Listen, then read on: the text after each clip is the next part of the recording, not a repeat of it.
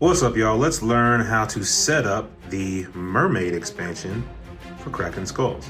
And so setup is very similar to how you would set up normally. You're going to go ahead and place the deck of Kraken Skulls cards, the standard game cards there in the middle, and you will go ahead and put out your Dread Tracker tokens as normal. Now, the main thing is you're going to be flanking the open water locations with your Mermaid minigames. Now, you might have decided which ones you want to play with. They're double-sided. We've got videos on how to play each one. We won't be teaching how to play each one in this video. We're just teaching setup. So what you'll do is you'll just flank them as so here. Okay? So you just want them to be on the outside of the open water locations because that's where you're going to be able to take the dive action and go and play those solo minigames. Then you will want to put the Mermaid cards to the sides of each one of these locations. Now you can do this in a couple different ways. You can put them face up so you know which mermaids are at each location, or you can make it a bit of a mystery and you can leave them face down for a little bit more randomness and you don't really know what you're going to be adding. I find that both ways are very fun to play with. You can do whichever one you please, but mix it up, have some fun. Now, just in terms of how you interact with these mini games, this is an overall look at how it looks like set up. What you're going to do is you'll place your ships out at locations as normal. I'm just laying them flat down now so you can easily see where they are at. And you're going to be able to interact with these mini games by taking the dive action. So the Mermaid expansion adds a new action to lone pirates.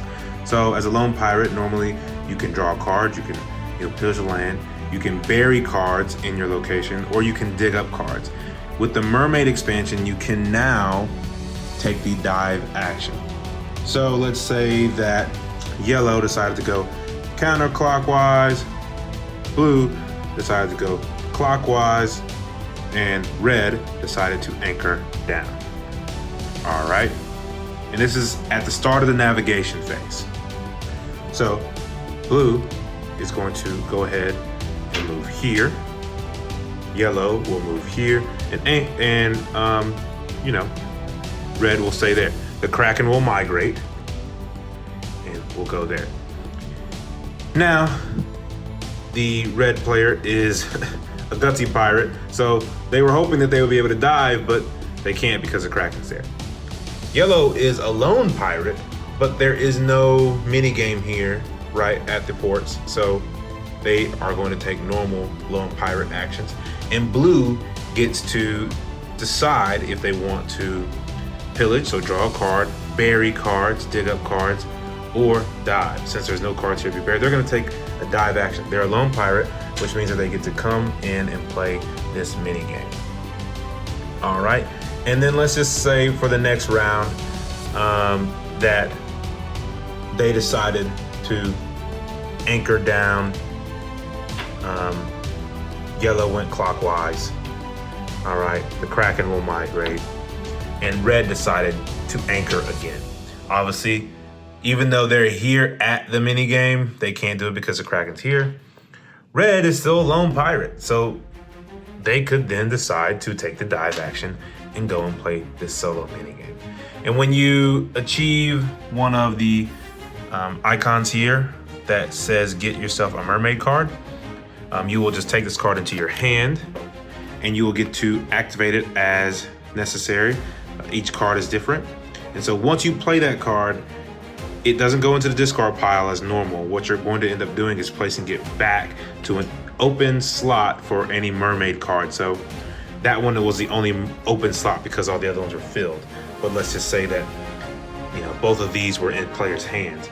So you could return this card here, here, or here. Bermuda Triangle is a very specific card where you actually can only play it once in the game, but Generally, that's how that would work. And that is how you set up and play the Mermaid expansion. Y'all have fun, get the Kraken.